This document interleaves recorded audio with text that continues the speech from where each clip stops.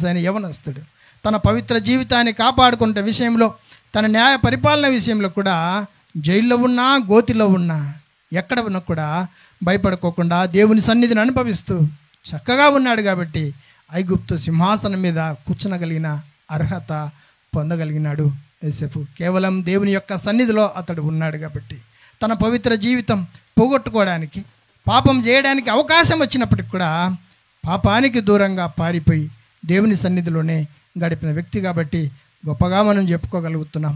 అలాంటి స్థాయి పొందగలిగి ఉంటున్నాడు. ఒకవేళ బబులోను సంస్థానానికి కనుక వెళ్తే 4 యవనస్తులు మనకు కనపడతారు. షడ్రక్, మెషక్, అబేద్నగో, దానియేలు.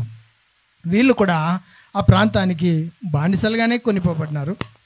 అయితే బానిసలుగా కొనిపోబడిన వీళ్ళు రాజసింహాసనానికి, రాజులకే సలహా ఇచ్చే గొప్ప నాయకులుగా బబులోను సంస్థానంలో మనము చూడగలిగి ఉంటున్నాం కదా. రాజు